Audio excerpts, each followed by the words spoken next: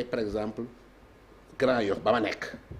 am na 5 listes yoo xam ne ñoom ñëpp ci benn bokk yaakaar lañ jógee ma yaakaar ne buñ bokkoon ànd kenn du leen gañe foofu parti socialiste bi ngay gis ci benn bokk yaakaar la bokk am na sax gañe na sax Tambacounda foofu yëpp gañe ay communes je crois que bu fekkoon ne boole nañ suñ doole ñun ñëpp ci benn bokk yaakaar kon élection yi du demee noonu. liste parallèle yi bëri na. am na ñoo xam ne ci ñun lañ jógee jël seen liste parallèle gañe ñoom rek. kon ñooñu bu ñu bokkoon ci ñun kon kenn duñu gañe donc am na ay problème pourquoi mu am ay liste parallèle pourquoi mu am ay parti yu bokk benn bokk yaakaar génn ber seen bopp demal seen bopp yooyu je crois que dinañ ko régler élection yi tax na ba ñun au niveau de benn bokk yaakaar foog naa dinañ toog xoolaat yëf yi seet dysfonctionnement yi fu mu jógee defaraat ko parce que am na ay yeneen échéances électorales yu nekk suñ kanam je crois que balaa ñu fay dem dañu régler suñu problème ba nga xam ne ñi nga xam ne noonu la ñu nekkee majoritaire Abdoulaye Diouf Sarr bi nga xam ni gañewul sax Yoff est-ce que du woon erreur ngeen investir ko Dakar comme candidat. mais kooku xam naa dinañ ci waxtaan mais en tout cas man li ma jàpp ba léegi je crois que Abdoulaye Diouf était le candidat boo xam ne il avait un bon profil compétent la cadre la am na expérience am na programme bu mucc ayib. d'accord je crois que man vraiment niñ perte Dakar sax daf ma xaw a bers je crois que dafa waroon gagner li tax nag mu perte il faut que ñu analyser ko fi ma toog nii mënuma ko analyser dafa am ñu ma bokkal coalition bi je crois que ñëpp bu ñu indee seen analyse nañ def analyser parce que man mënuma toog fii wax ne ñun ni ñu duggee ci élection bi dañ ci dugg d'une manière franchement boo xam ne lépp neex na ma am na yoo xam ne ay erreur la am na effectivement ay erreur de casting parce que xam nga code électoral bu bees bi président de la République wax na ko man ci commission politique bi laa bokkoon règle ya ca nekk yëpp règle consensuelle la c'est-à-dire que opposition bi ak pouvoir bi dañu waxtaan juboo ñu def ko loi ñu ne ki nga xam ne mooy tête de liste scrutin majoritaire bu gagné mooy doon maire c'est-à-dire que le maire est élu au suffrage universel direct loolu ñu ñoom ñoo ci d'accord après affaire u proportionnel beeg majoritaire bi ñu def proportionnel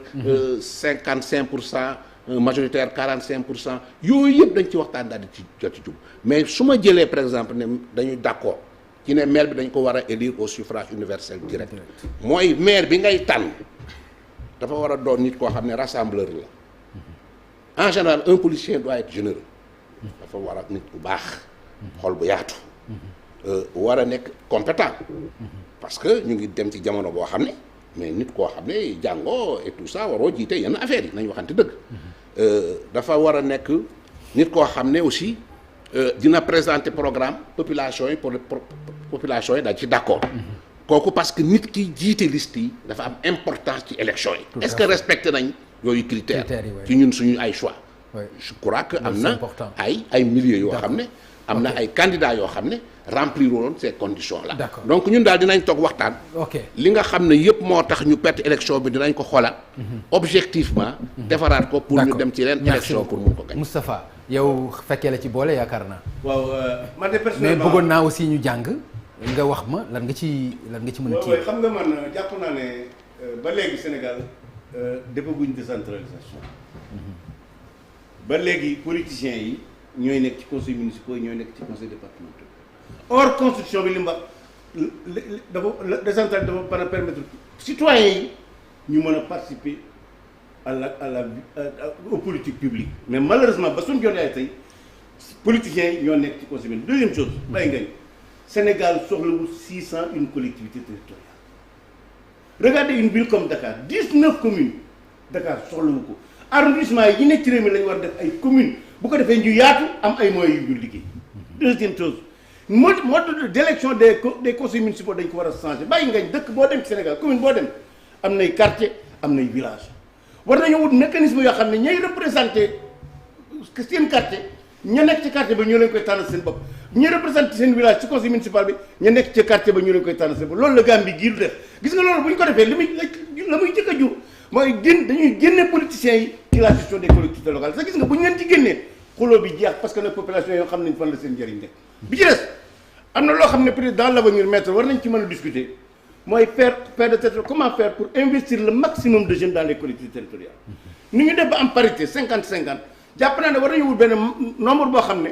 dañ naan nam tuddati liste bu ne na ko am ci jeune peut-être 30% peut-être 35% parce que loolu li njëriñ li day permettre aux jeunes très tôt ñu initier à la vie publique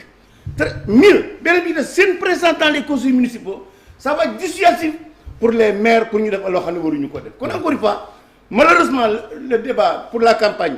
n'a pas permis ñu discuter sur yan réforme de qualité la ñu war def pour Sénégal franchir une nouvelle étape. D'accord. defuñu ko malheureusement c'est le statu quo qui est maintenu. C'est la gestion des collectivités locales par des politiciens et ça c'est pas une alors Moussa yaakaar naa yéen a ngi ci dynamique gu Yewwi Askan Wi parce que li ngeen waxoon mooy dem ci locales yi ensemble. dem ci législatives yi ensemble. présidentielle ku nekk xool nan ngay def. dynamique boobu yéen a ngi ci ba tey. absolument nit ki xam nga liñ naan béy moom lu mu def am ci da ko war a continuer. xaw ma nu ko wolof yi di waxee encore ça m'échappe. mais dina li ñu jaayanteeg askan wi. lu mag doon def daaw mu jig waaw bu ko bàyyee ci jërëjëf li nga xam ne jaayante nañ ko askan wi bindu ko ci kayit. woo journalistes yi ñëpp signé loolu dinañ ci tënku. te parce que loolu c'est la moindre des choses je pense que ne ñun fi suñu bët tegu sori na foofu fi suñu bët tegu mooy comme ni ma ko waxee liggéey ba nit ñi xam ne liggéey nañ parce que loolu rek moo am solo au delà coow li yëpp nañu liggéey moo tax bokk na ci li ñu naal mooy l'ensemble des maires de Yewwi dinañu travailler ensemble def un coaching ensemble li ñu naan les quick wins anglais yi di ko wax les bonnes solutions les bonnes idées absolument moo tax absolument mais bien sûr on est des républicains on est très républicains ah dama bàyyi ma tontu xam nga yaa ngi may jéem a def les roubé ah non grand bi day déggoo quoi donc ñun li ñu bëgg mooy xam nga perte na mais di grave c'est mes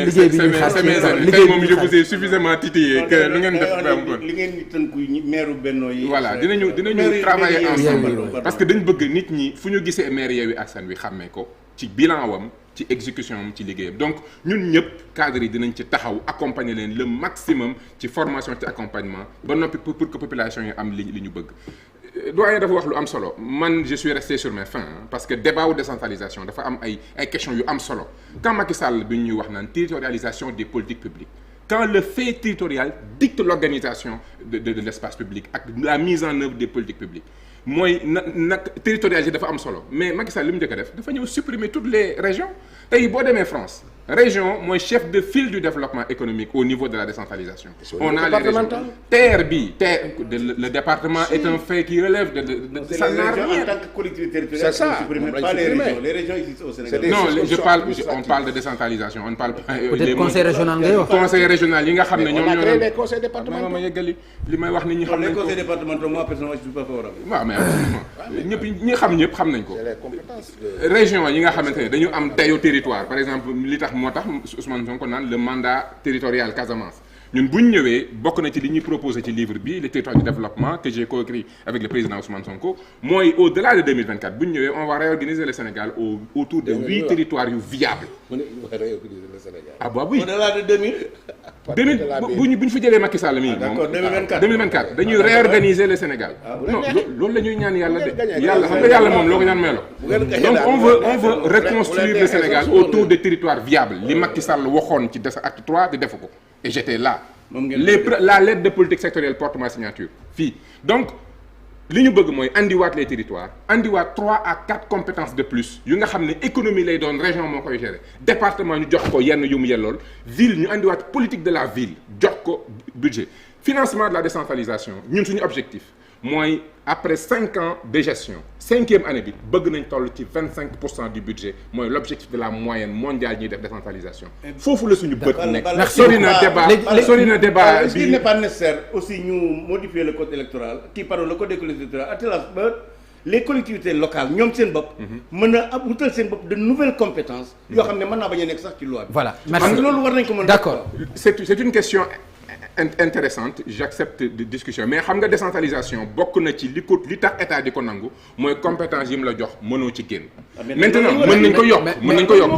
problème bi mooy tey jii dafa am compétence yu am solo yu nga xam ne dañ ko génne lu toll ni économie te dañ ko ci génne pêche élevage agriculture ñun régions yi bu ñu ñëwee 4 compétences lañ leen di jox important région bu nekk di nga am sa plan de développement territorial am sa plan d'aménagement du mooy le schéma d'aménagement du territoire da nga koy gérer di ko continuer mooy l'organisation physique du territoire am sa marketing territorial luy tax sa territoire rayonné ba noppi les petites et moyennes entreprises yi nekk territoire bi ban stratégie ngay teg. donc loolu d'accord merci beaucoup Moussa ci laaj bu mujj bi ñuy dem maître lan ngay tontu ci ñuy jàpp ni élection locale yi ñu génn réglé na problème mu 3e mandat wu président Macky Sall. mais ça n'a rien à voir pour moi. d'abord damay non maître baal ma rek soo bëggee tontu kii te temps bi non tontu ba ko dama koy wax ne d'accord naa ci projet bi mu wax. pour que comme ni ñu defee parité. jeunes yi en matière d'élection ñu jox leen un quota. voilà merci beaucoup maître nga ni ça n'a rien à voir élection yi. par exemple mais dégg nga par exemple au moins ñu wax ni problème résultat yi. réglé na problème bi xam nga Pape. waaw gis nga affaire u mandat présidentiel. yow bu la neexee. bu élection ñëw nga déposer sa candidature. comme neex nga déposer sa candidature. mais loi bi moo fixé si non attends taxaw ku def ñaari mandat nag. kay mu neex taxaw ma déglu rek. waaw da nga ni ku mu neex dafa am ñoo xam ne bokkatuñ ci. ku mu neex waaw. looloo tax mu am ñu créer benn organe au niveau conseil constitutionnel. boo déposer say